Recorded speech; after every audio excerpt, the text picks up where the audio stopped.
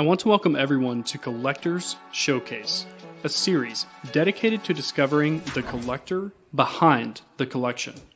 We've all heard stories about trophy collections, the rarest autographs, and even full master sets. But who is behind them? This series will reveal that and much more. The guests featured here are among the most influential collectors, personalities, and icons in the Pokemon hobby. Join me. We'll find out who they are, where they came from, and what they're doing now. A series created by the hobby, for the hobby. This is Collector's Showcase.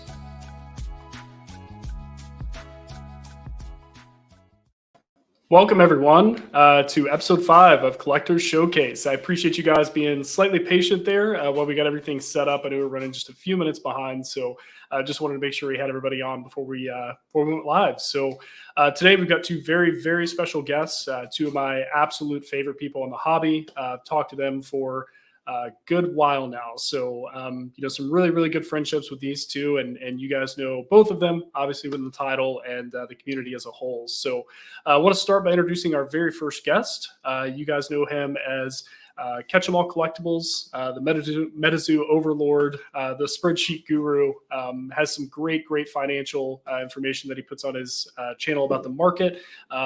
King Speculator. I'll throw out all the names today. I want to introduce first off Mr. Dan KetchumAllCollectibles. How are you, man? I'm doing very well. Quite the introduction there.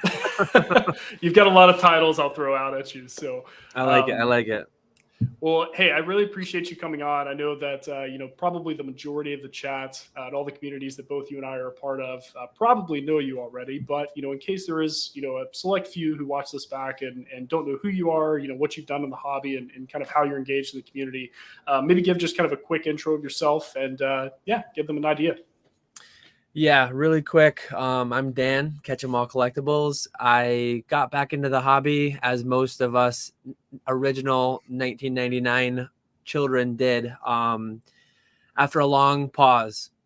Over a decade, I was out of it. 2014, I got back into it, and I dove right in. I did it on the side for 7 years. 1 year ago, a little over 1 year ago, I made the leap and went full-time. So I'm doing this flipping, collecting, investing, speculating, whatever you want to call it. I'm doing a little bit of all of it. A little bit of METAZOO, as Pika said as well. But very, very heavily, everything you see behind me, Pokemon is definitely the premier part of it. Yeah, and we'll definitely get into a little bit more about, how I found you. Because I actually was looking back at some of your old YouTube videos, and I was like, wow, it's been over a year since I've actually followed your content. And you and I had some funny interactions in the beginning, me trying to help you with your setup, I guess, get you out of the 360p world. Yeah. But we didn't really know each other. We've got some fun stuff to go over, kind of the history of what you've done and definitely where you are now. But before we do that, I want to introduce our next guest. You guys have seen him around YouTube for actually years now, probably one of the OG Pokemon podcast host, has definitely been pushing out the content like crazy recently. One of my, again, favorite people in the hobby, Mr. John Pokemon Radar, or Radar, I always say. Formerly known as Pokemon Radar, it's Radar. How's it going, man? Good. Thank you. I'm to blame for the late start, so sorry, everyone. He was finishing his song on the beautiful grand piano behind my piano back here, I guess. I've had quite the issues. We lost power for the last couple of days, so I've had to come to different locations to get work done and hang out. But yeah, thanks for the intro. I'm Radar, John, formerly known as Pokemon Radar, I guess. But I've done a little bit of everything over the past however many years.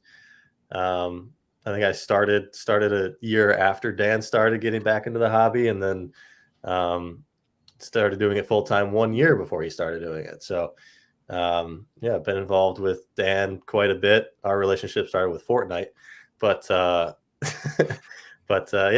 I've dabbled in just as much as I can in the world of Pokemon. There it is. Of course, Dan's Mary Poppins purse that he pulls out any relatable product all the time.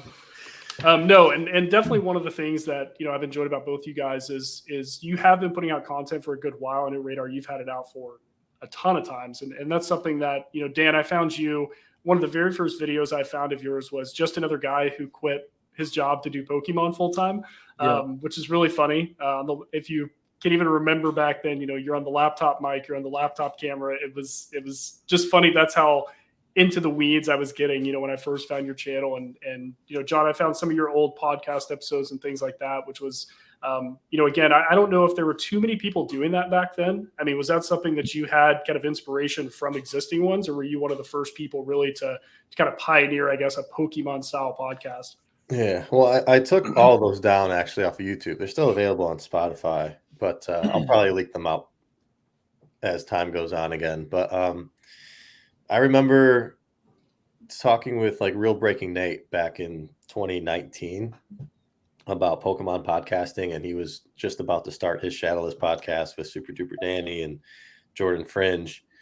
And it might have just been Jordan Fringe to start, and they added Danny later. But we kind of started like the same week in January of 2020 with that. So it was more of, I never really listened to any podcast. No one was doing it. I didn't want to start videos and edit and all that stuff. And I was like, oh, podcasting, you don't have to edit. You just talk and post it. That hits a bit close to home for myself as well. So. It just led to like, I'm friends with a lot of people. I could probably get everybody on to talk about collecting. And it honestly, the first episode started randomly while I was in a Discord chat.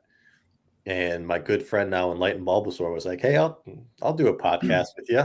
Never knew it. Like, I didn't know anything about this guy. We hopped in a Discord channel together. I recorded it and posted it. And now me and him were doing like $100,000 deals together with trophy Pikachus and stuff. So that's where it started. That's how it got going. And it lasted for almost a year, I think, doing that first podcast. And it branched off into a whole bunch of other ones.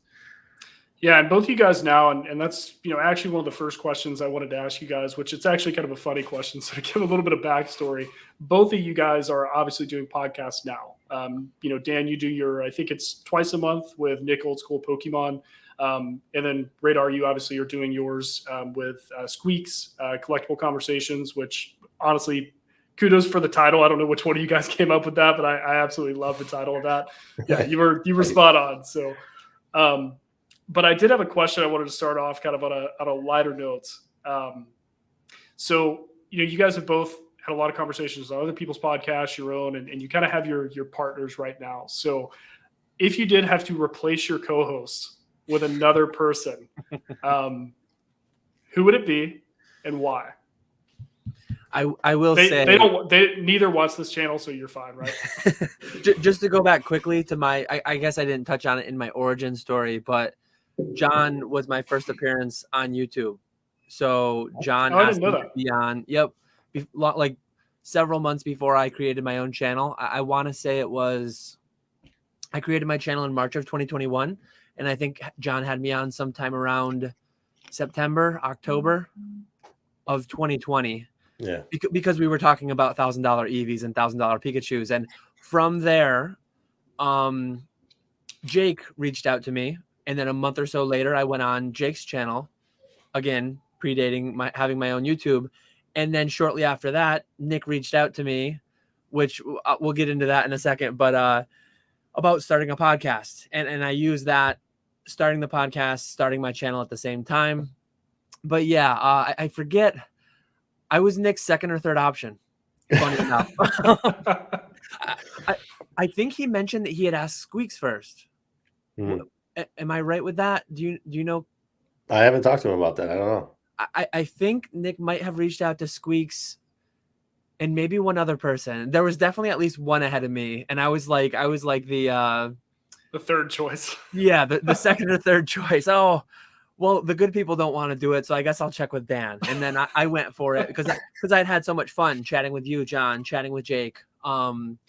So yeah, just tying in that whole like origin story thing into the question. Love the chats I have with Nick, but I enjoy so many chats with so many people. John would be on the short list of people that I'd be looking to go with if him and Squeaks break up and if Nick and I break up. He hopefully makes top 3 like you did. Yeah. Yeah, I think Squeaks is irreplaceable. I mean, he puts in so much work for our podcast. It's it wouldn't exist like at all without him. So he's the one handling the SEO and is lately doing. He's literally been doing everything as of lately. So I'm just there talking. But yeah, like me and him just have this special connection that honestly I just haven't seen anywhere else with his knowledge and love for like analytics and numbers, and my disdain for it and just love for talking about ridiculous things is kind of a great little clash that we have. But as far as a different podcast co-host, I mean, I had Gary as a co-host at one point. Yeah, obviously Dan would be at the top of the list too. I mean, tell me I'm top 10 at least. No, you're top. You're top. Depends on who ghosts him whenever he asks them. He'll make his way down to you. I'm trying to like pick one out that would just kind of be out of left park here, because I feel like I had so many great guests on that I would do a podcast with, but I think someone that would be really interesting and at least far away from the Squeaks dynamic would be Mason. I think that Mason is a very interesting character. I haven't talked with him much. He was never on my podcast, but he's just an interesting person to me. So I think we could have a fun conversation every now and then.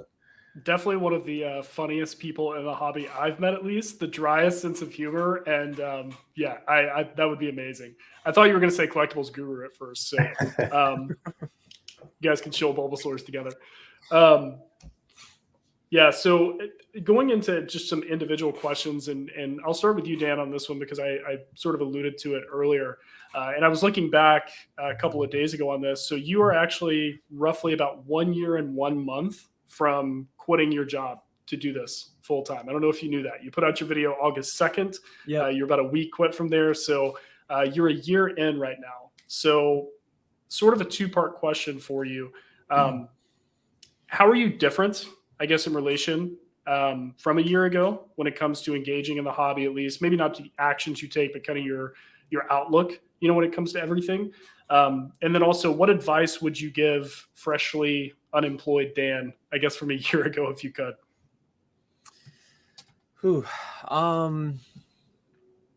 Good questions. The advice, I'll start with the advice first. Put me on the spot. I think I've done pretty well. I've been pretty happy with all the steps I've taken. So I'm trying to think of maybe don't spec so hard into MetaZoo sample cards. Maybe don't buy into so many box breaks either. They've been fun, but they've been very negative EV. Pulling a shadowless Charizard in Vegas was like, I mean, there weren't many better pulls I could have done, and I still lost thousands of dollars. I pulled the doppelganger down in I had it pulled for me down in Orlando, but yeah, a little bit too much of the gambling and having fun. Maybe stick a little bit more to business and maybe don't YOLO. I'm glad I got into partnering with MetaZoo, but some of the speculative plays that I made buying product with the intent for it to rise over time were a little bit risky and really haven't paid off thus far. Though I did get involved in the NFTs, and I'm not up as high as I was, but I'm still significantly up from where I bought in. So you win some, you lose some. I wouldn't go back and change it, but that would be a little bit of the advice. Remind me the first part of the question. Just how are you different from a year ago in the way that you engage, I guess, in the business? Because I know you did it for a long time before actually fully going full time. So is there anything maybe outlook wise that you look at the market differently now that you've had so many more hours, I guess, to put into it?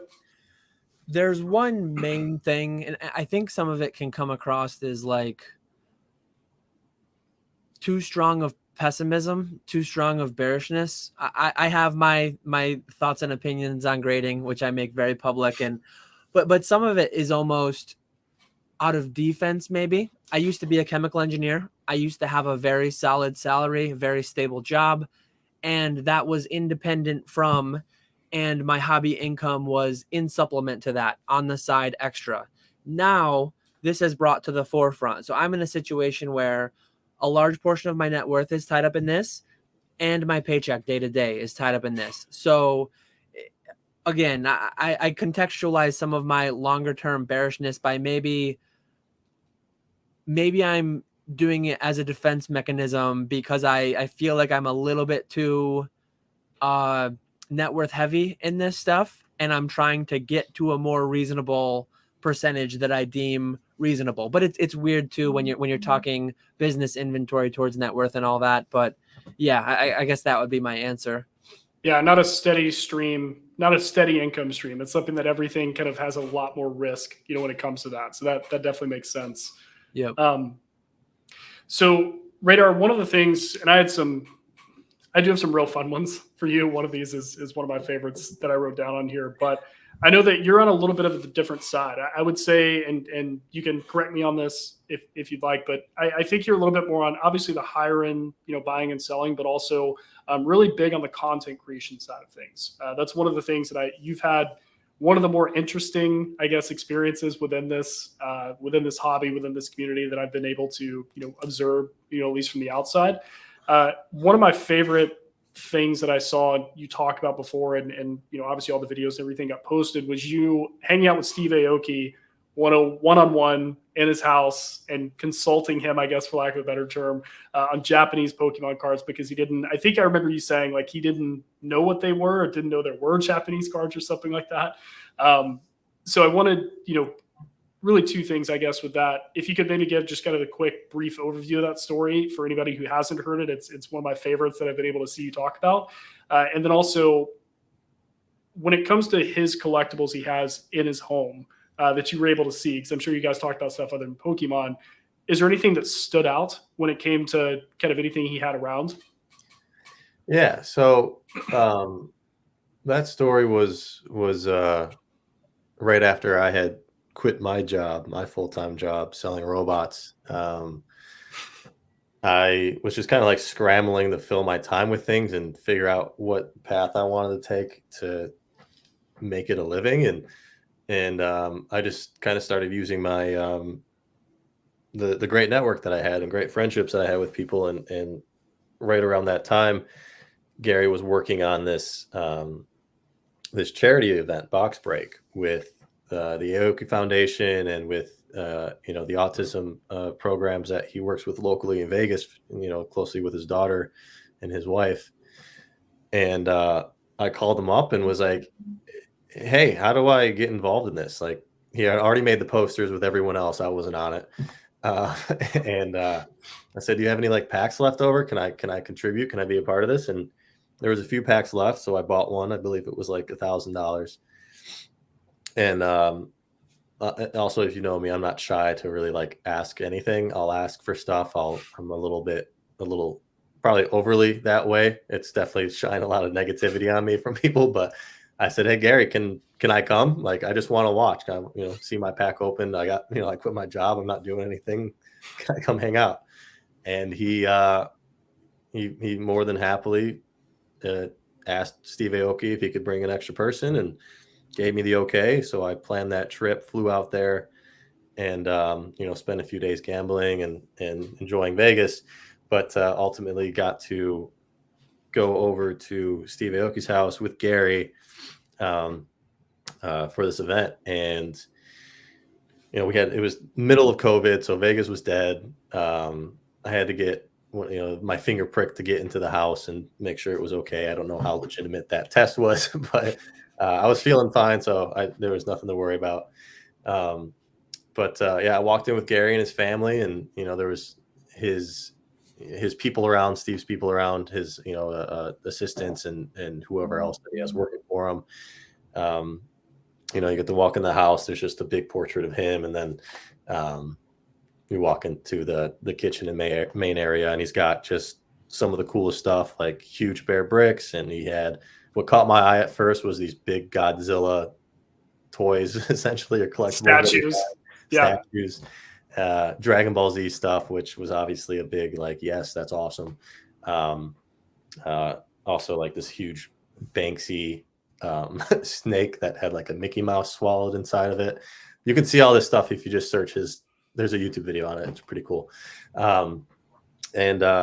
Yeah, I got to meet Steve right there with Gary. He introduced me, and it was just very casual, very welcoming.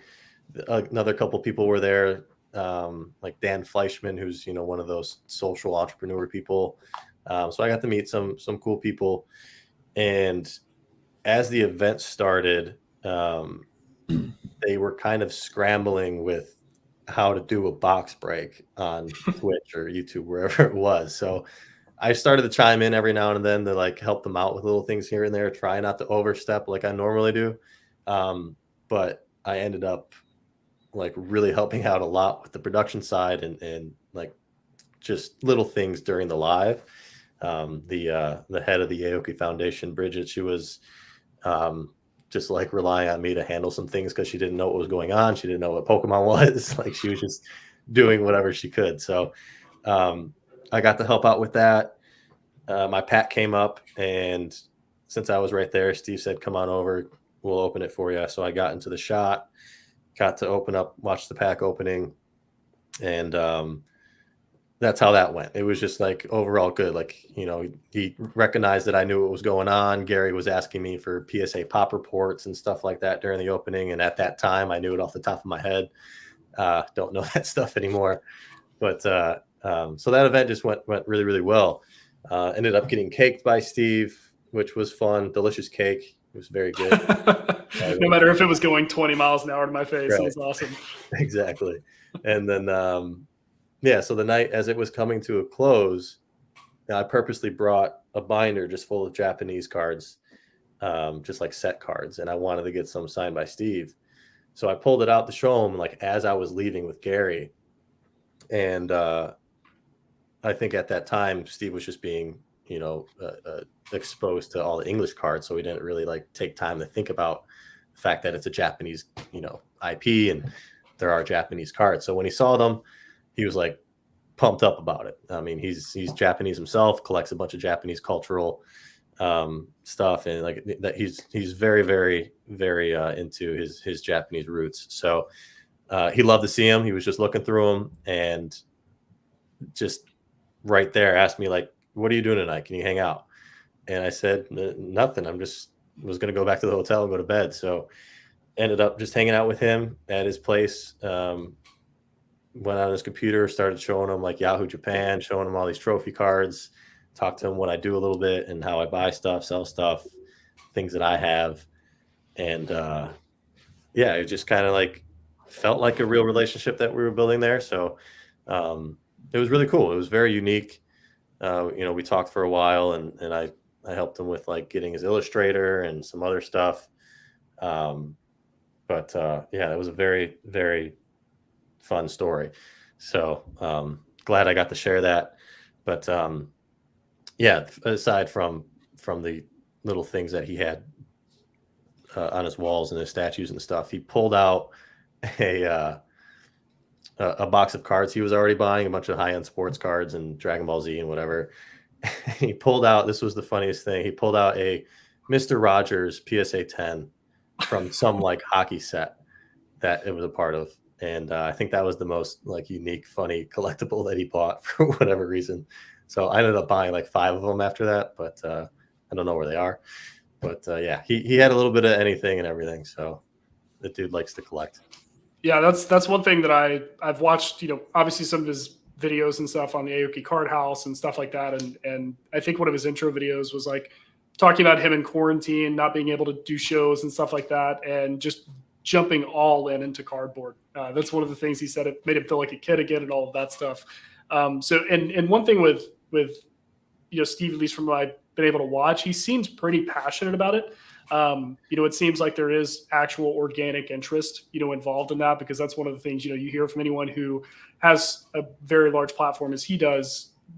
People doubt the authenticity, when it comes to that. So I'm curious on that as somebody who's actually spoken to him, hung out with him, talked cards, things like that.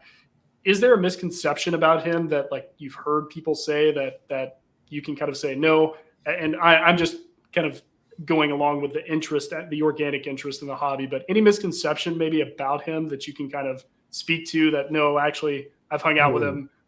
Yeah, I'm not in his head. I wouldn't consider myself, close friends with him or anything. So I wouldn't really want to speak on that. I will mention, like I took a time in my life with this business stuff to like purposely put myself or strategically put myself with as many big names as I could because I saw a benefit for it business wise. I wish that I didn't because it definitely in the long run I think has hurt my image. But when it comes to Steve, he has a genuine pure interest in his Japanese culture. And that does relate very closely with the animes and all that. I mean, he has a special artist make like one-of-one coats, spray paint, whatever, of like Sailor Moon and Baki and whoever. Like, so he has a true, genuine interest in collecting. He also has a very, very genuine interest in business. I mean, he's a very successful, smart person. His dad was an incredibly successful entrepreneur. So it just ties in together. It's however you want to perceive that. He obviously started Aoki's Card House. He, I believe, was a big investor in the coffee breakers. And he made a lot of big purchases and made sure to make it public. So, he's smart about his investments. He might have went a little bit too hard on some of the crap that he bought, but cards. But yeah, he has a genuine interest in collecting, a genuine interest in business, and it's up to each individual to perceive it as they are. I enjoyed my conversations with him. I enjoyed spending time with him, helping him complete certain collection goals that he had, and I can't really speak for what his true intentions are because I just don't know. I think some amount of negativity is always going to be around that level of money just because we're so engaged. I've been back into it for 8 years. You've been back into it for several. Back in the early E4 days, things being discovered, and then people like that can just swoop in and buy these grails that we've pursued for so long and always wanted, and seeing items like that go out of reach. Singular items being worth more than our entire net worth, or maybe what our entire net worth will ever be in our lifetimes. So yeah, I think some amount of negativity or resentment or envy, whatever the right word would be, but some amount of that's always going to be there, I think, with certain people, not with everybody, but. Yeah, no, I completely agree with that. And I haven't been in near as long as you guys have, just, a few years myself. And that's one thing that, obviously until kind of Logan Paul came out, it almost seemed like it steamrolled downhill. Anyone and everyone who had a platform who was buying anything, over $1,000 seemed to be a thing, and everybody was not a big fan of that. But thank you for sharing that, man. That I love hearing that story. I've heard you tell it before, but it's always fun to hear it again because, for you to kind of start with, hey, can I come? And then ending up, hanging out with him for, however many hours you guys did and being able to be a part of that is, it's definitely a special story. I always enjoy that one. Yeah. Thank you. It's something that I enjoyed myself. Again, people like to tie negativity to it and give me crap for it, but it was a very cool experience. And I'm happy to have been able to spend time with him and get to know that life a little bit. I asked him a lot of questions that, again, we're probably stepping over the line, but he answered, and it was just interesting to hear about. So it was a fun experience. You got to shoot that shot, right? Worst thing you do is miss. Yeah. Yeah. And also, I doubt most people would do anything different or not take advantage of the opportunity to be able to be a part of that. So, I think that's awesome. So Dan, on your side, and this is going, kind of going a little bit back to the business side, because I know that's really a big, heavy part of what you try to share with everyone, talking markets and numbers. And, I'm a huge fan of the spreadsheets. I tried to push you on Microsoft Word. That was my challenge. I was like, do your entire business on Word. I just remembered that. But obviously you've been in for, a little over a year now. So outside of websites like, E4, Mount Moon, if someone wanted to take a more business centric approach to the hobby, because it seems like there's a lot of new people that come in that are always saying, okay, I want to do this. I'm really engaged. I want to actually start a business on this. Maybe what tools and websites would you recommend they use, for either information, for market analytics? I know there's a few of them out there, but I'm curious to your take, what you see, maybe 2 or 3 of those that really, really help you on your day-to-day. Yeah, some of the ones that first come to mind that I always try to shout out because I frequently use them. Pokemetrics, what James Pichu fan is doing there is really, really great.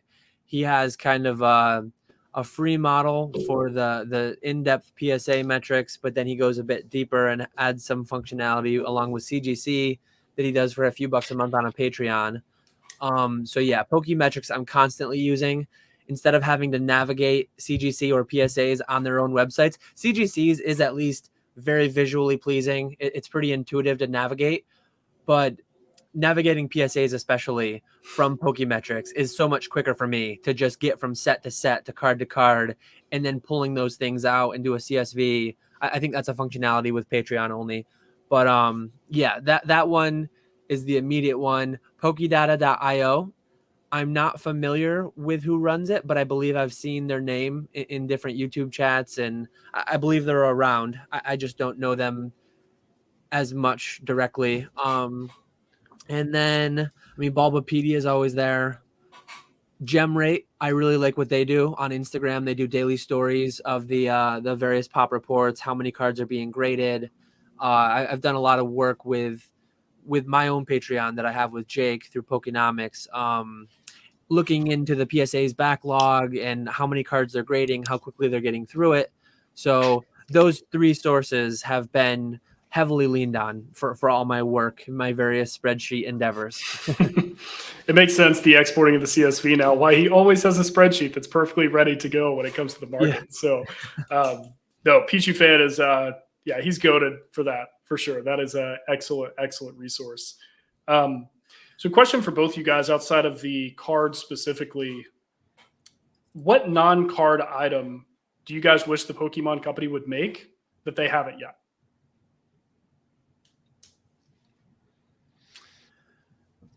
You want to go first, John? That's tough. They've made a lot. They're kind of like Kiss, right? There's Pokemon coffins, probably, just like they have. Who knows? I always have to mention this. I know it's against the question, but I'll just say this part briefly. But card wise, Topps Chrome's got to come back. I need that back. Non-card item.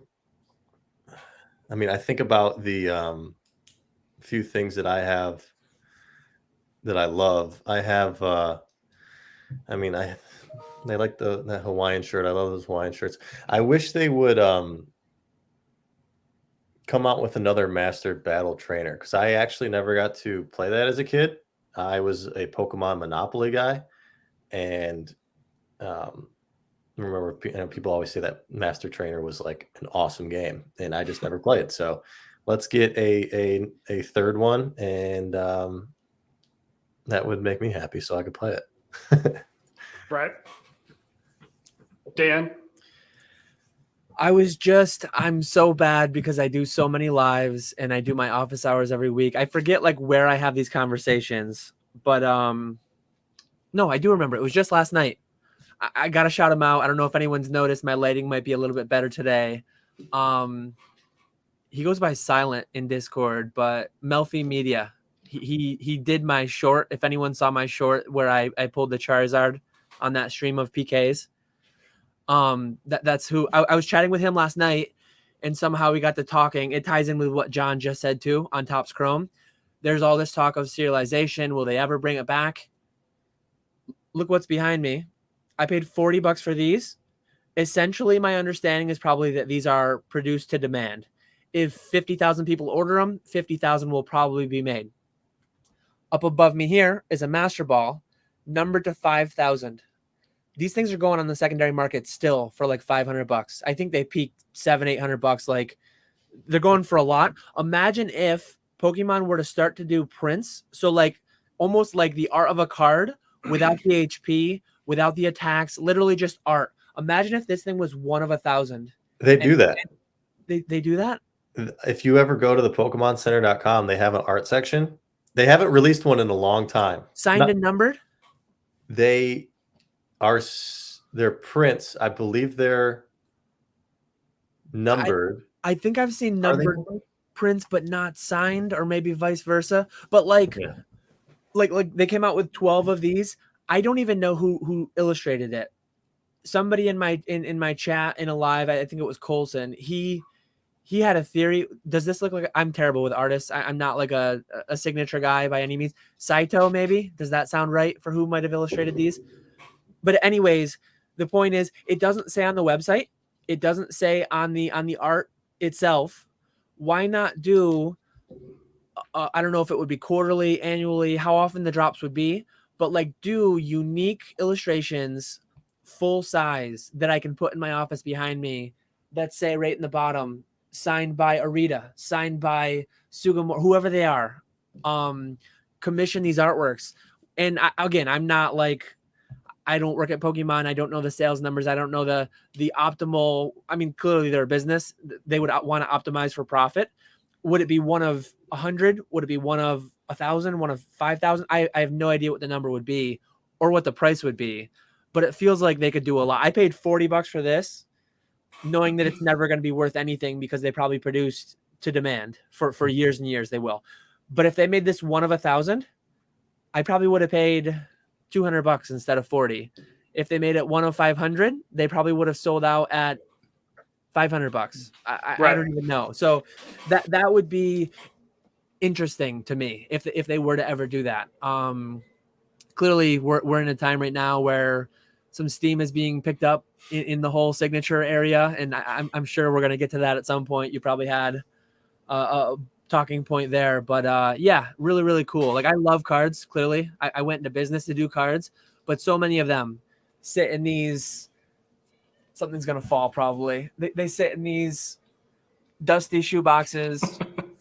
They don't see the light of day. Having a few pieces that I could see and show, that would be really cool.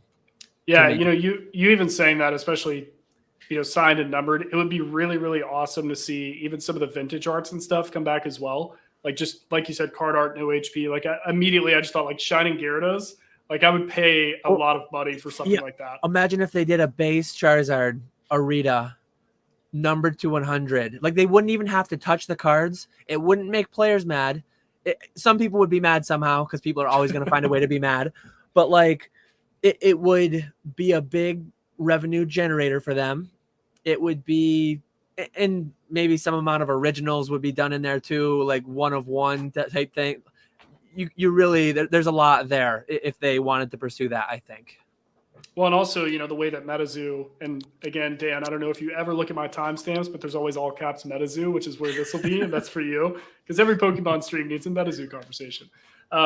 It's sort of how they did with their artist prints, where they said that all of those proceeds went to the artist. I do think that that's sort of a creative way to help, again, some of these artists that don't really go out to, do signings, or a little bit more limited and constricted to do that. This is a way for them to be able to, get direct profitability from their art and from their signatures without feeling like they're, breaking NDAs and contracts and things like that. So yeah, that's a really good answer. I didn't expect that one at all. So yeah, it's surprising they'll hire on people like Daniel Arsham, which I love his stuff, but they won't do more like Pokemon artist releases, which is, it's weird. Yeah, like they've got, aren't the Bear Walker skateboards like maybe they're not numbered, but they're limited to a certain number. Yeah. Yeah, like why not? Like, use your people. Keep it internal. Like, that's what we want. do alt arts of cards in the same vein, but like, well, it's about them expanding to new markets, I guess. They want the skateboarding kids that don't buy Pokemon. Like, it would just be us, honestly, buying this stuff. So, but it would sell. That's the big thing. It would sell. No, that's awesome. So a couple more questions, guys, and then we'll get to chat. I see you guys are pretty active. So if you guys have any questions for Dan or John, definitely drop them down, because we'll go through these. We will be stopping probably in about 35 minutes, something like that, just because of scheduling conflicts. But I want to get through these. So true. It actually works out because I always try to keep them roughly about an hour and a half anyway. They just seem to be a little more ingestible at that point. Yeah. So no, it worked out perfect. So let me see. So Radar, for you, and these will be the last two individual questions I have for you guys, and then we'll end on one for both of you. And this is one that it'll probably be a little bit of a thought-provoking one, so I can help chime in with it. Dan, if you want to jump in with this too, go for it. But as I mentioned before, you've had one of the more unique experiences in this hobby. You've kind of been a little around every group of either content creator or people in this hobby, collectors, all of that. So let's say 100 years, hobby's dead and gone. Nobody knows about it. Nobody even really remembers Pokemon for the most part. The only relic left in Pokemon that they've been able to find is a book about your experience in the hobby. What's the title of the book? It's actually pretty easy. What not to do.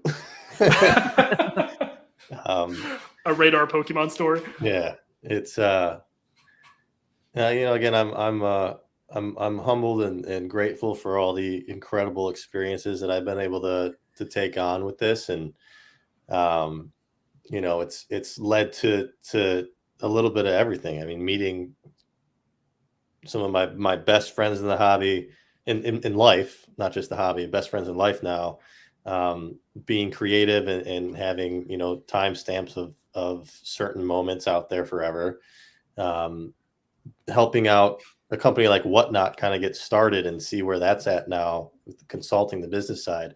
Fell in love, like that was big. Be able to like teach people, being able to meet celebrities, meet people I'm like actually fans of. I'm grateful and thankful for every single moment of it, but you can get so much further in life if you kind of set your goals and stick to them and stay disciplined instead of just going off all willy-nilly and hoping for the best. That mindset got me to where I was, but I didn't take the time to recognize where to stop that and put my head on straight and crack down and make it into something, because it's not gone. Like, obviously, like I'm still in the space and able to work in it and do that. But it's amazing how far I feel like I could have gone if I just screwed my head on right at one point and stayed disciplined. So, Pokemon took me around the world. I got to travel to Dubai and do stuff like that too. So, there's a lot of lessons in that book that you can pick up from, for not just collecting or business, but life too.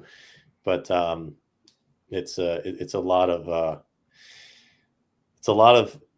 recalibrating your life at various moments and making sure you're on the right path to do things. So I think it'd be a very good title for my book is What Not to Do. A Radar. Got to throw Mason's comment up.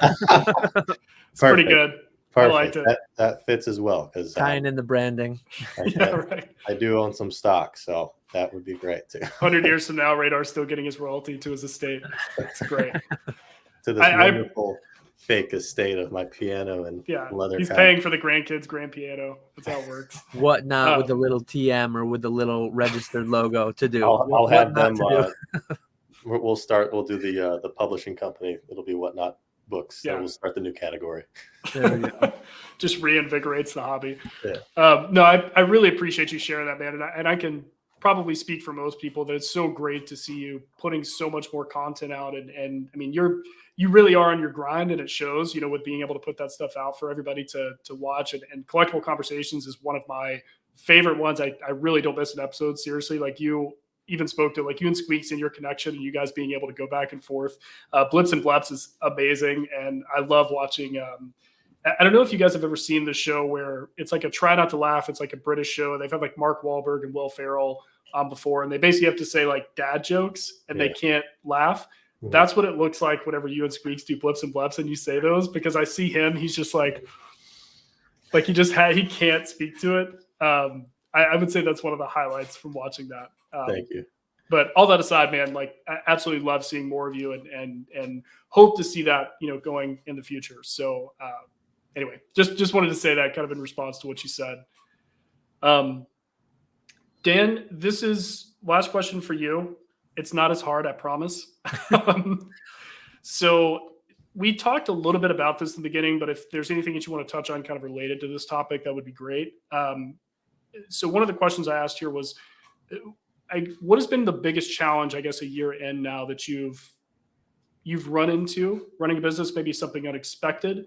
I know that you are extremely disciplined and very, you prepare for opportunities and you prepare for a lot of that stuff. But has there been anything that you've run into that was just you didn't even see the brick wall coming, or is it for the most part pretty smooth sailing, couple rocks, in the road? What, I guess, challenge wise, what have you run into while running the business? Business wise, things have been really, really good. I mean, I quit at a crazy and scary time in some ways because we were in a bubble. The bubble popped, and then I quit as the bubble was popping. But I forecasted that. I knew that was coming to some extent. I think one thing though, and it's a fairly frequent question: does doing what you love or doing your hobby, doing your passion full time, does that take away from it? And for me, I could see how for some people it would. For me, it thankfully hasn't. But work-life balance is a big one. A large part of the reason why I ended up quitting my job to do this full time is because I'm married with 2 kids, and I was a full-time chemical engineer, and I was almost trying to be a full-time Pokemon on the side too. It was getting to where the two things were battling for my limited time. My family's there. I mean, money, you can always make more money, but you can't get time back. So finding the right balance it's easier now. It's easier now than when I was a full-time chemical engineer still, but it's still a struggle to some extent. I will openly admit that I'm addicted to this thing. Smartphones are amazing tools, but they're also tools of destruction too, destroying your time. So I do utilize do not disturb, but I need to be more strict with it, because even when your phone's in do not disturb, that Discord message isn't going to vibrate. That Instagram message won't make the little ping sound. But when you turn your phone on just out of habit to look at it, what's the weather, whatever stupid thing you want to look up, and then you see the whole top bar is filled with text messages, Instagram messages, Discord DMs, Discord tags, and then you dive in, you can just lose half an hour or an hour in the midst of family time, in the midst of significant other time, whatever it may be. I do need to be better with that. That's a constant struggle because I am running my own business. I'm trying to be as engaged and do everything I can do. And if it's somebody trying to, hey, I want to send you a consignment. Hey, I want your thoughts on this. Hey, can I get a deal on this? I don't want to miss a sale. I don't want to miss, but again, more money can always be made. Time can't be gotten back. So one of my biggest constant struggles that will never end, it will always be present throughout life, is just work-life balance. That's awesome. That's I'm glad my wife wasn't in here to hear you say that, because she'd be like, see, you're just like him.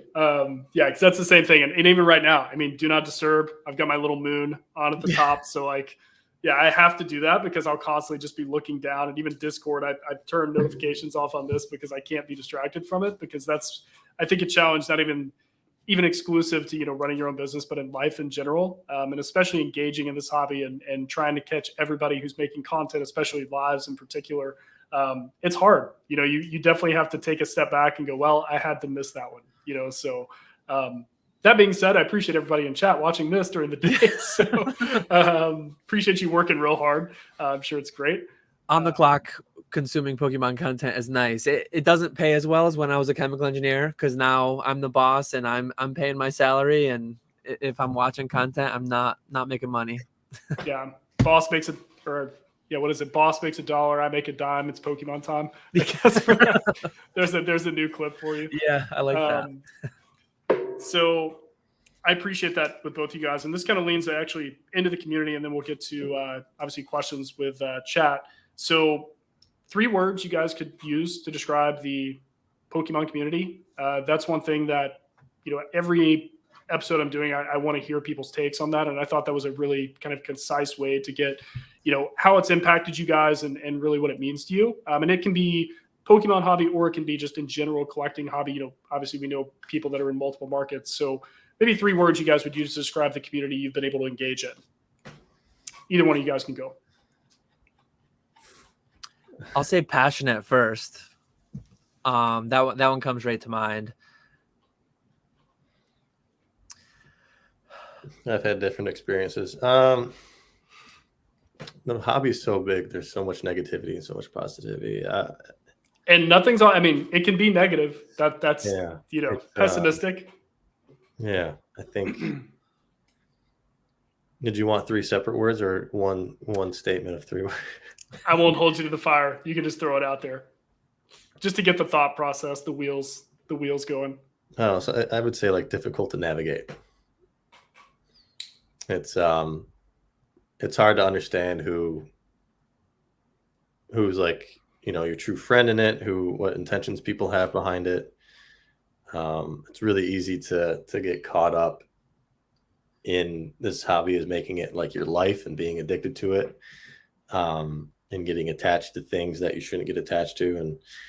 And yeah, there's a lot of immaturity in the hobby. There's a lot to learn in the hobby. It's a very well balanced place to be. You just have to know where to look, but it's a very difficult thing to navigate. It's hard to find the right people, find the right information. It's hard to not compare yourself to other people. It's hard to find your place in the hobby that makes you happy, right? I mean, it's for some, it's something that people can use to constantly grow and grind. It's something that people can find a small group of friends and just be content there. There's an endless amount of opportunity, so it's very difficult to navigate. I like it. And Dan, I'll give you, or if you already have them, go for it. Yeah, and passionate. There's definitely times where passion can maybe be passion can warp almost into addiction. It can warp almost into too much like FOMO and things like that. Like there's a fine line between being passionate and just being addicted or being over, and that's where some more of the negativity might come in too. But yeah, passionate would be one.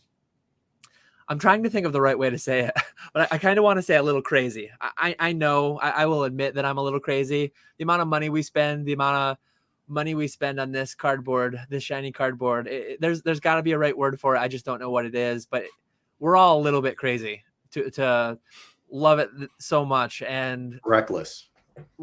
Yeah, I like it. Yeah, I'm so frugal. Some would say cheap in my normal life, but throw this thing up for $40. Boom, I bought it. These things, sitting cuties, like sitting cuties for $14. I don't spend money like that elsewhere in my life. We spend on like travel and food are the 2 biggest things. Experiences. I'll spend on experiences, but on consumer goods, I really don't spend in my personal life. So some of that's my passion, some of that's my addiction, some of that's my all those things wrapped into one. But I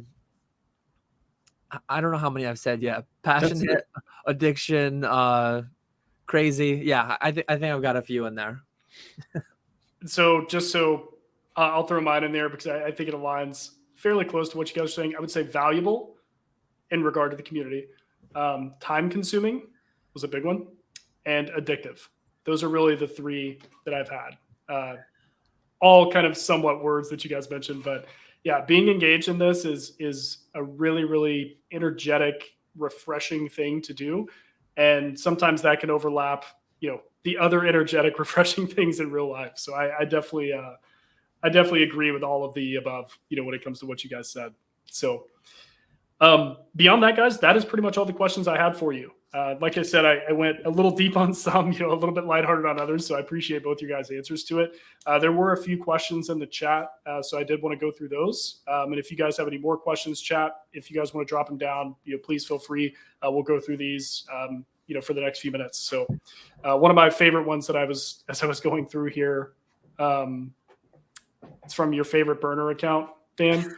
Yeah. Catch 'em all, Dan burner account. Did Dan dye his hair or ginger by soul? You did look a little more red when you jumped in. I will say that. I was playing with my OBS settings, so like this is saturation and hues and certain things are going on. I don't know what I'm doing in there, so I might have left it in some weird state, but it is a bit warm in here right now. I might just be a little bit red because it's a bit warm. But I will say Ginger by Soul, a little contradictive there, but we'll let it pass. So a little more serious question. Black Rose Collectibles, thoughts on the recent PWCC Pokemon signature auction that ended? So you're right, Dan, that was going to come up.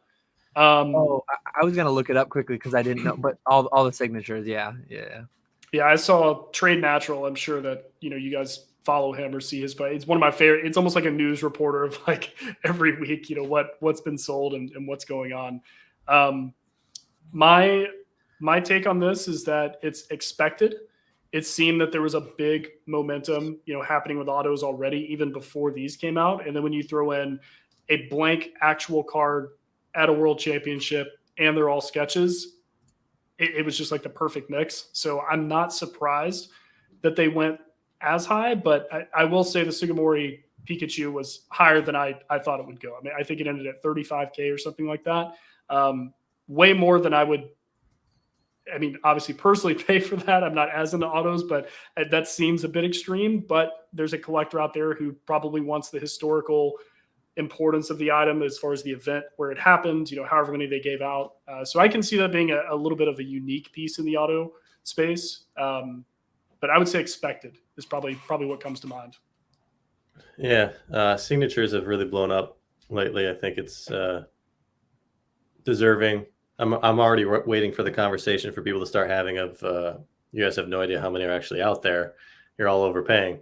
But I think signatures are very unique and cool, and there's just a lot of talk about it right now. So if you're a risk taker, it's a great time to buy. But if you're someone that likes to wait for things to settle down and make a educated decision, I would wait before buying this stuff just because it's uncertain. It's in a growth period, so it's hard to determine where it's going to land. Like some of those, like those PWCC ones were very cool, very, very unique. I love the Crobat. I wanted to get that one, but it went way too high for what I wanted to pay for it. And I just, it's something that we talk about a lot is comparing it to other items that you can buy. Of course, these are one of the kinds, at least that we know of. And, but it's just a personal thing. I feel like I would buy something else that I could enjoy more and just get a different signature or wait for. I'm still just waiting for the real prototypes or real, I guess, artist sketches of the cards to come out. Then these. Are you talking about like what they reprinted in the creature deck? Yeah, something like that. Like, can I get the original artwork of the base set Charizard? Is that out there? Is it sketched on a napkin? Most of it. This is the napkin that he on a drew computer. But yeah, it's tough. It's a lot of money. So it's hard to determine. I can't even imagine what original prints like that would even go for. I mean, that would be like the quintessential, like this is what started it. So that yeah, if we thought these auctions were ridiculous, if those ever come out, that would just be absolutely insane. But again, kind of speaking to Dan's, I don't want to call it pessimism, but his accurate portrayal of like how authenticating signatures and sketches and things like that go, unless it came from the Pokemon company, I think it would be hard to verify, or either the Pokemon company or the artist. I think it'd be hard to verify that. And some people, like the conversation I had earlier, if these were to be serialized and numbered and signed, part of that comes from my distaste for the entire autograph authentication environment as it exists today. I just don't believe it. I just don't believe in their ability to authenticate signatures. And I have terrible handwriting, like absolutely abysmal. I can't replicate my own signature whatsoever. An artist is just inherently going to be able to replicate the same signature way better than I can because they have a smooth, steady hand, and I mean they're artists, and I'm not. So and you're putting out one of ones every time. Yeah, oh, absolutely. If I ever become super famous, good luck, because nothing is getting authenticated. I do sign the occasional Charmander card when people request it in orders. But one thing that I really like I like one thing that CGC does, in that they have a special label. I forget the color, but they have a special label for when they are in person at the event during the signing. So there is no refuting. This is authentic. We were here. We witnessed it. And that's kind of my thinking with this. It would be like,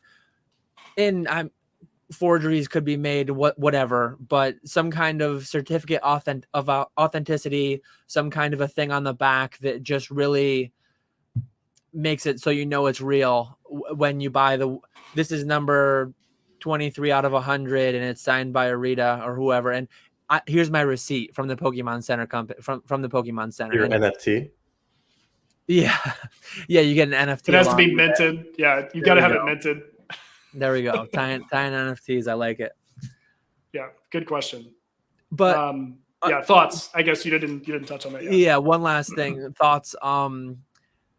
I hope, and this isn't just because I don't like signatures, and I'm not trying to yuck the yums, or I'm not trying to rain on the parade, but it almost feels a bit 2020-ish. Every time a new record sale would be done, it would be posted 3 minutes later and it would be talked about, and we're going to the moon, and no one's questioning whether or not these sales have been paid for. And I'm just curious if they have. We're seeing people championing all the prices running around victory laps, and if and when, I mean, there's the history. If and when PWCC makes a post that it has been verified as paid, I'm still not even 100% that I can trust it until maybe a week or two later, when we see the person who consigned it sending a message, oh yeah, I actually did get paid. So that's my one thing, like, pump the brakes a little bit. Let's wait a week or two after a sale, see if it actually gets paid.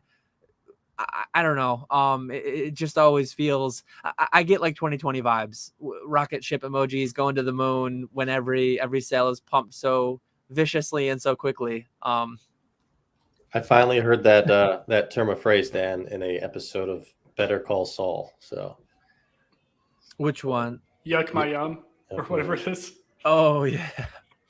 I think Jake brought that to the PokeTuber sphere, I think, quite some time ago.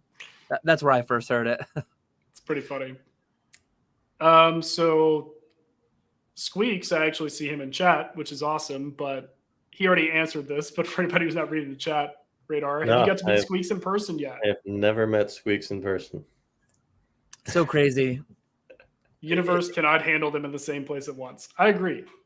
Somebody was recently talking. I think they were recapping either Long Beach or they were recapping Worlds. I forget which one, but it is so interesting. Like, Colt, we haven't met. At some point we will.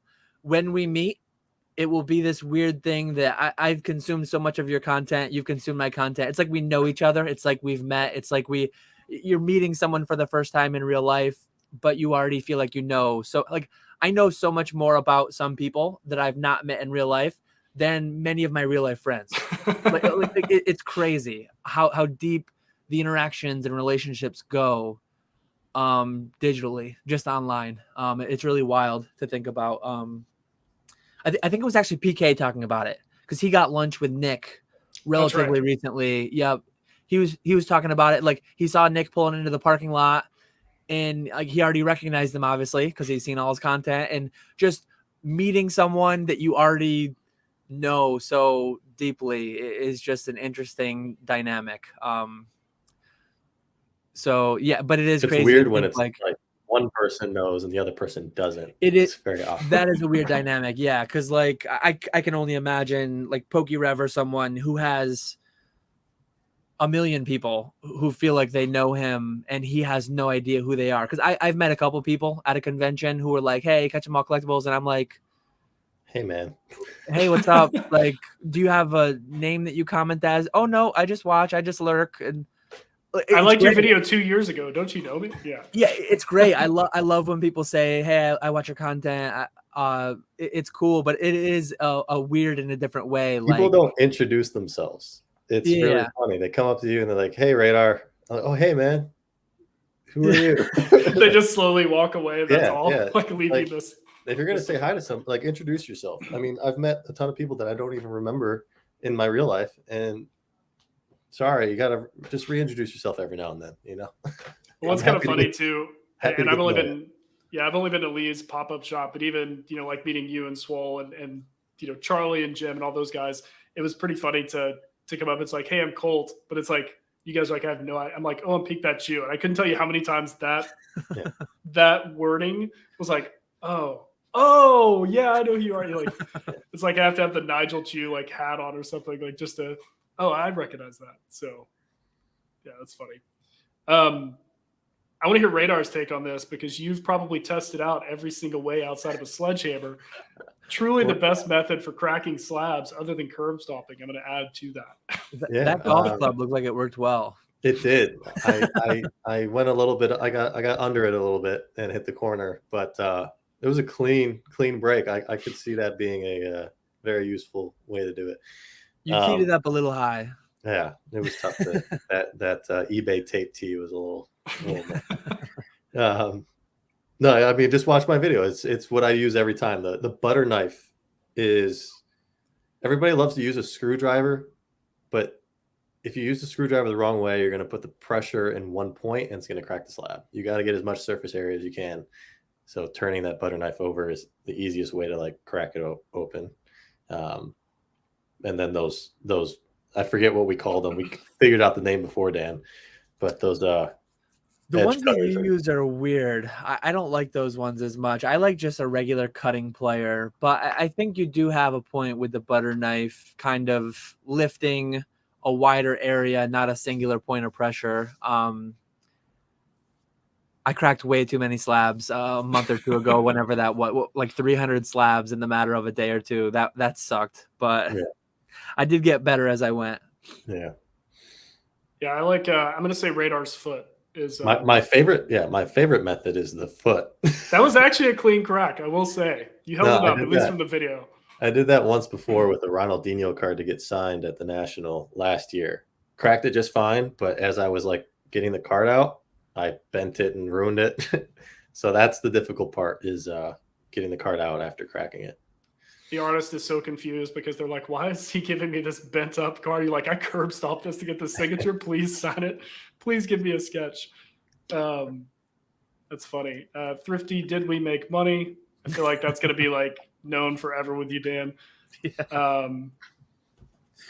It's like the funniest face ever. Here we go. Why aren't 97 Pikas at least double a first edition Zard? I mean, aside from the PSA 10, they're well over double most first edition Zards. So that would be probably what he's talking about. I'd say they are. We just don't know it. It's private deals. It's no deals have happened in a while that I know of.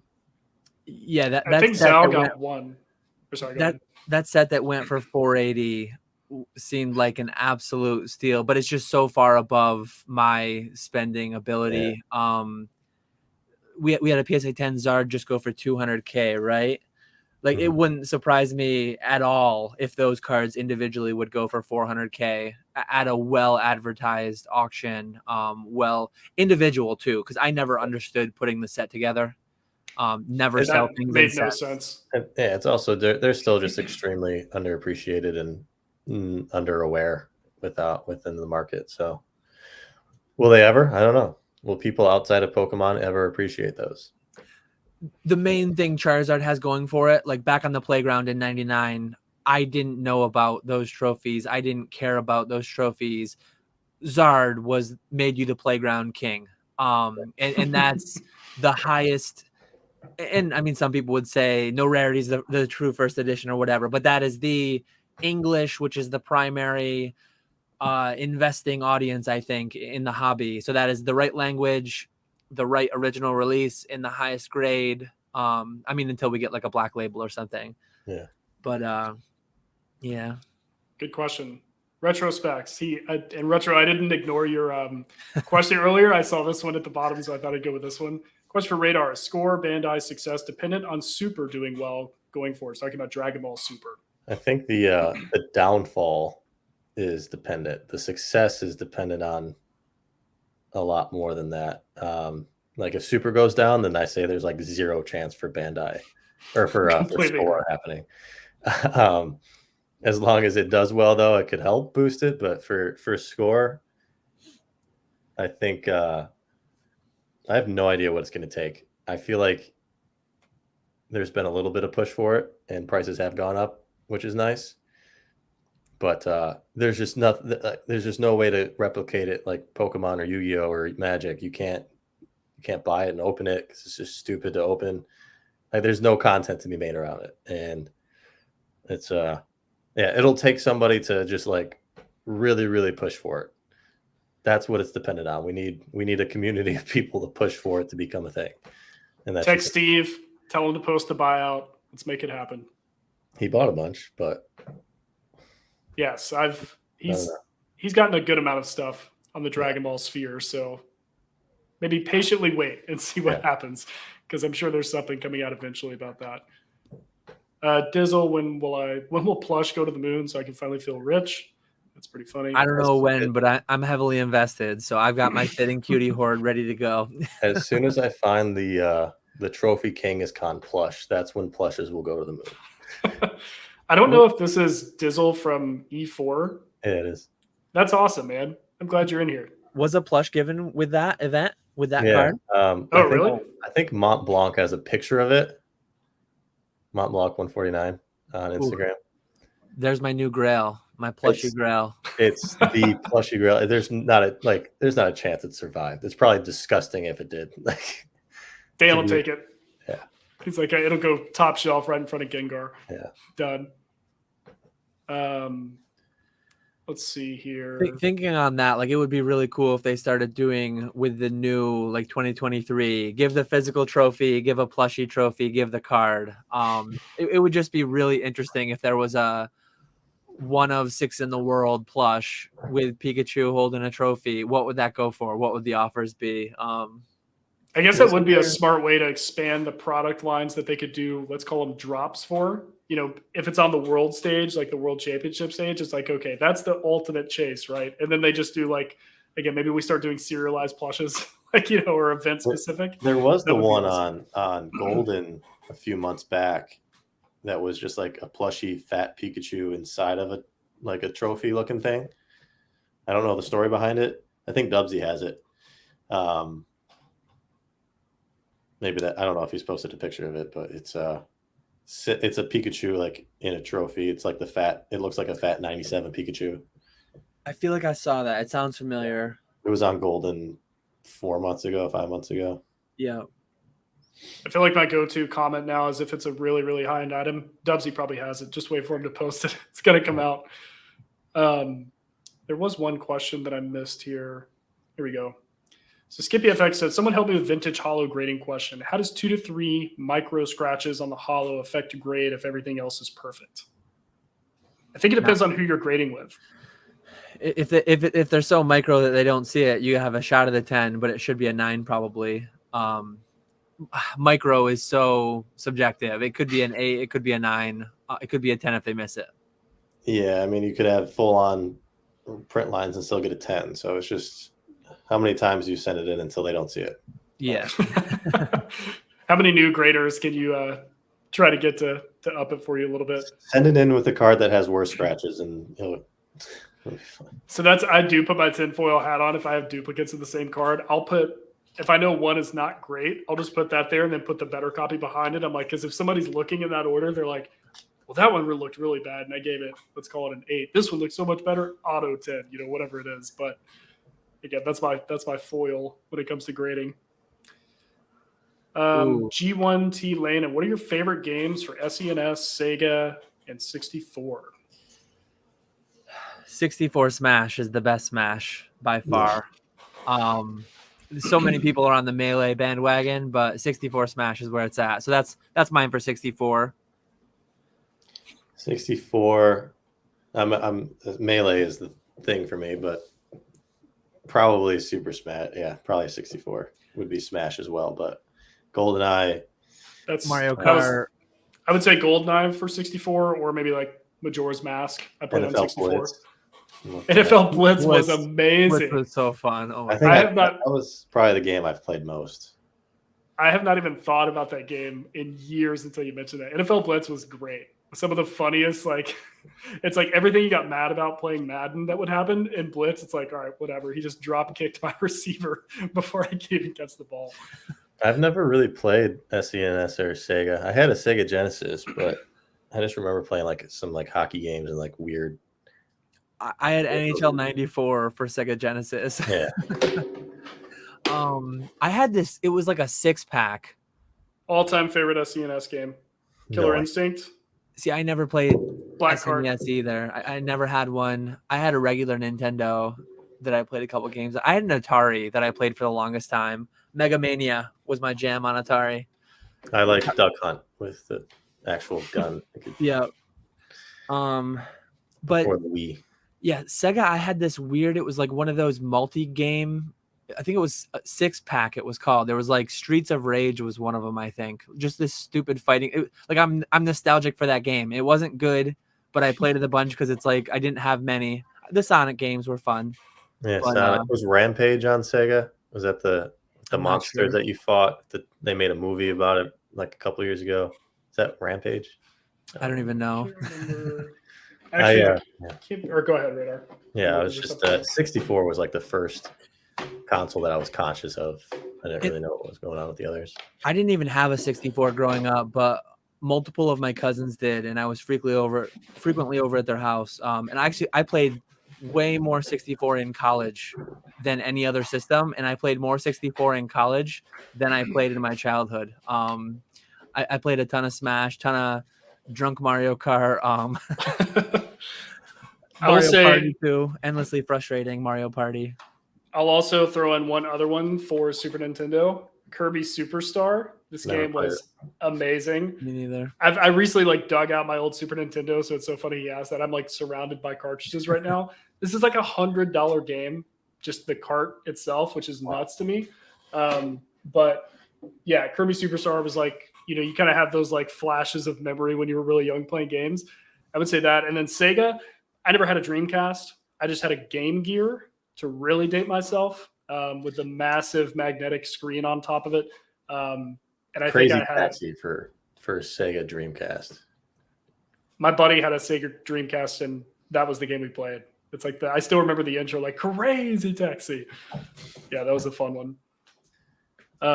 Mason said he choked on his lunch. Smash 64 is the best. He's going out of his way to unsub from everything of Dan's. It's pretty great. Melee, I feel like I'm just button mashing. It's too much. It's too fast. I don't know what I'm doing. I don't know what's going on. 64. You make your own combos. Like if you've consumed a lot of my content, you know that you consume it on 2x. So like that just gives you the frame of reference. That's why I like 64 Smash, because it's more my speed. I can actually see what's going on. Funny. Old school Pokemon, Nick, making an appearance. GoldenEye was so much fun. Completely agree. Lots of friendships broken and they rebuilt in that game. If you used Odd Job, it was not fair. Dizzle said for SNES, Super Mario RPG and Zelda Link to the Past. Yeah, I forgot about that one. Killer Instinct conversation. Swami, how's it going? I feel like influencers will get into score through Super. Rhyme style types might get to Bandai / score through Super. They did a long time ago. Nanogenics, who's a big DBZ guy, he opened up a couple boxes like years and years ago. But I talked to him in Rhyme Style about it, and I don't think they'll ever do it because it's just too expensive and probably won't bring in views. Yeah, I think they're doing a really good job with Super releases right now. I mean, at least the newest sets. Now, they did just announce the new God Rare for the new set, Dawn of Z Legends. It's like their whole new series of it. It's a Bardock. So it was supposed to be either a Goku, a Vegito, or Bardock. And nobody expected the chase card to be Bardock. It does have Goku in the back, and it's obviously amazing art, as most of those newer cards are. But yeah, I did find that one interesting, at least with Super. As someone who's actually into like modern Super, yeah. So it's a very cool card game, and I think their momentum has slowed down, but I think they're still making good progress when it comes to like getting people into the games. I do see a lot more collectors actually moving over to there versus maybe a year ago was primarily just a player base. Hey, what does this card do? Or I can't believe they changed this rule and all of that. So it is nice to see kind of some cross, Pokemon, DBZ or DB Super people kind of getting a little bit of both. Mr. Walrus, why does Digimon get no love? And actually, before we answer that, just so you guys know, we'll answer maybe like 2 or 3 more questions, and then we can wrap up. So if you guys have any questions, definitely drop them below. I don't know if you guys have an opinion on this. I never really got into the show as a kid. I thought it was a ripoff of Pokemon, and I thought the theme song is cool. I can still literally play it in my entire head, probably from beginning to end. But I just never got into it. I thought it was too much of a I thought Pokemon was better, and they were both doing the same thing. Yeah, I never got into it either. I didn't get into Yu-Gi-Oh, Dragon Ball, Digimon, like nothing else aside from Pokemon until MetaZoo a year or 2 ago. Yeah, Digimon sucks. I know nothing about it at all. Put it lightly. Swami said, Radar, what are you doing in the hobby in 5 to 10 years? One day I can collage the answers to this question together. So it can use against you in a court of law. Yeah, do we have other answers of this from my past stuff? Because right now, I 5 years, 10, like I don't know. I probably won't be doing much with the hobby. Honestly, I think I'm kind of on my way to build a career again outside of Pokemon and use it as just like a wealth building tool and fun hobby. So who knows? I don't know. Maybe my content could blow up if I start doing it more in the right places, but I don't really have a plan to rely on that. So do you think you take a career like within a market, like within the hobby? That's the goal. I mean, right now it's what I've put most of my life into. So I think that's kind of where my skill set lies. And if I can't, I'm going to have to restart somewhere else. And that's not going to be a fun transition. So, yeah, I think I'm just going to try to stay strong in this stuff for the time being until I can, find a more stable spot within it, I guess, eBay, whatnot, wherever. Cool. And then I guess last question we'll do is Dan growing out the beard? I'm just lazy. I've already got my wife locked down, so I have no one to impress. I was never allowed to grow a beard for the past decade. I was a chemical engineer. I worked a lot with hazardous chemicals, and I had to wear fairly frequently a full face respirator at work. So I couldn't have anything in the respirator seal line. I might. I've literally never grown one in my life, so I might just see what happens. I mean, so I did. I was in TCA Gaming, Rusty's stream, I think it was yesterday, and they were talking about beards. And I said, no, they were asking Nick, old school Pokemon, are you growing your beard out? And he goes, no, I hate it. I have to shave it. It gets itchy. And I said that it would be really awesome to see you guys go no shave November in the podcast so we can see and compare kind of what it's going to look like before you guys shave it. So I think you should issue the challenge to Nick and see if he'll take it on.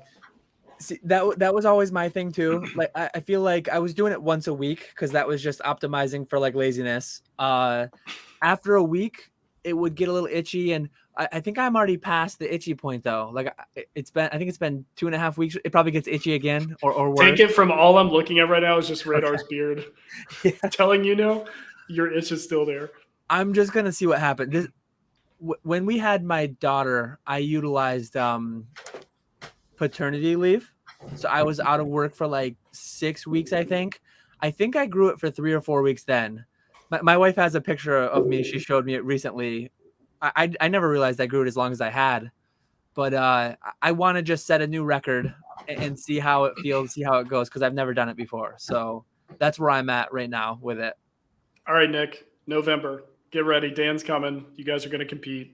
Make it happen. I'm just going to go to Denver looking like a hobo. Hopefully. That's my plan. To be fair, if you haven't been, you'll probably fit right in. So it'll be great. Other than that, guys, I think that's for the most part all the questions. So I want to tell both of you, thank you so much for coming on and having this conversation. This was super enjoyable. And you guys were two of the people that first came to mind whenever I started the channel and wanted to do kind of these episodes and everything. So I really sincerely appreciate you guys taking the time to sit down. So before we exit, anything event wise, coming up, any projects you guys are working on, anything you want to plug? We can start with Dan if you want. I know you've got a few things. I've got a lot of things shaken up in the next month or two. I'll be quick with it though. Pokenomics Patreon's there with Jake. PokeFlips is there with Nick. Personally, I'm starting to do a bit of like buy it now consignments. I haven't formally rolled that out and with all the terms and all the information, but that'll be coming up soon on my channel. And then a little bit of consultation through the Patreon. So maybe some other things coming on as well. New background, new lighting, same background, but new lighting. I'm working on things in the background. Awesome. Radar? Yeah. Just go subscribe to Collectible Conversations. Like, comment, engage with it. Trying to break out of that 2 to 3K view mold of podcasts.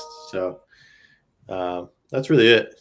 Everything else is doing its thing. My shorts and reels and all that are you had fun. 1 million. You had 1 million on one, right? Yeah. And the Pinzer got to like 650,000. So crazy. It's interesting. It's still seems completely random to me, but it's fun to make and fun to do, and it seems to be doing well. So yeah, shorts is the new gold mine for YouTube. I do love the thread shorts that you do. I was watching back on one that just killed me. You had the TMB short on. It was like it was like when your dad or something is coming out, and you're like lacing up the shoes. I know you've done a couple of them, but there was one that just cracked me up so much. And yeah, it's pretty great. Between you and Swolepoke, I'm like, just get in the war already so we can just generate so many of these. I'm looking forward to it. I really like a few things. The fanny pack one from a couple of years ago. I think you did it to the Jeffrey Bezos song. Yeah, I really like that one.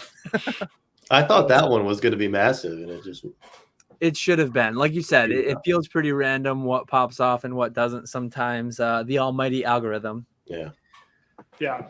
Well, I will definitely second that. Collectible Conversations is amazing, as is Dan and Nick's podcast. So I'll have all those links and everything in the description for you guys. And other than that, we have, again, Echo-based Collectibles and John Brooks' Blastoise Kid for our next episode, which is actually on Friday. It'll be an evening stream, so I apologize for the EU people who commented and said this is a great time for them. That one's going to be a little tough. And then I will announce the last episode that I've got in that next stream, actually. So you guys will be pretty excited about it. But other than that, guys, I appreciate everybody hanging out. Chat, you guys were awesome, really, really active. So like, subscribe, notification bell, all the fun algorithm stuff, really just be able to catch these last couple that I've got coming up.